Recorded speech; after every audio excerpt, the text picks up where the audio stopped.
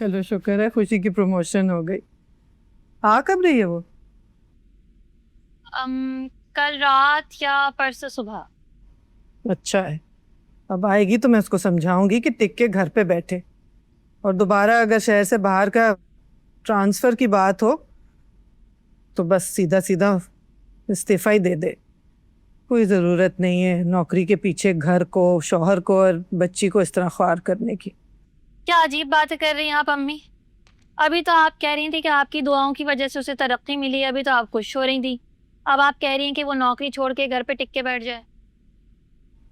हाँ बेटा, इस वक्त उसके लिए घर बसाना ज्यादा जरूरी है, चाहे इसके लिए उसे अपनी नौकरी की कुर्बानी क्यों ना देनी पड़े। तो आप चाह रही हैं वो पहले की तरह फिर अपने शौहर पे डिपेंडेंट होके बैठ जाए? ये कब कह रही हूँ? और वैसे भी हारून ऐसा नहीं है, उस खबीस जैसा। अभी है। तुमने मेरी बात का यकीन किया है?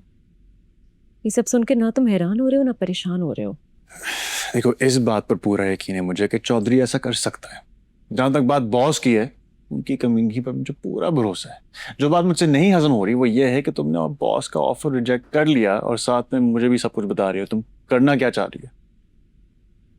तुम मुझे कभी समझे नहीं हो ना, मतलब समझते भी क्यों? It's not like we are soulmates. तो बता, ये सब कुछ करना मेरे लिए बहुत इजी था, लेकिन मैं जानती थी तुम्हारे और खुशबक के डायनामिक को।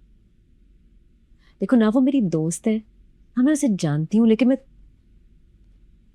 इतनी भी बुरी नहीं हूं यार कि मुझे किसी भी रिश्ते का लिहाज ना हो। मतलब ताल्लुक पुराना था, टूट गया, सो व्हाट, होता है। अच्छा, ओके, मैं सही।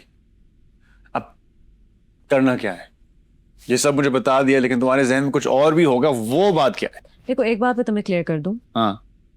तुम्हारे बॉस को मैंने ऑफर का रिजेक्ट नहीं किया है अभी तक, क्योंकि कोई और वो काम कर लेगा। जब तक तुम इस बारे में कुछ करोगे तब तक मैं वो ऑफर ऑन होल्ड रख रही हूं। ऑल्दो टाइम कम है, जो करना है जल्दी कर लो, नहीं करना तुम हार्ड में।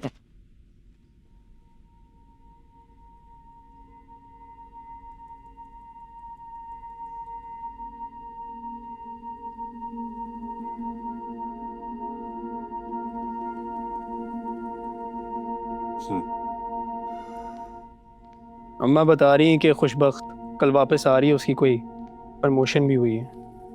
अच्छा। इस चक्कर में वो हारून भाई और उन्हें बुलाना चाहती हैं। अच्छा। उसकी प्रमोशन की खुशी में डिनर देना चाहती हैं वो। जी। ये क्या जी लगा रखा है तुमने? कुछ नहीं, वो बस नींद नहीं पूरी हुई। नींद पूरी नहीं हुई या मेके जाने की हसद पूरी नहीं हुई? कल उनके घर वाले यहाँ पर होंगे तो उनके सामने अपनी हसद को कंट्रोल रखना और थोड़ा तमीज से रहना। हसद?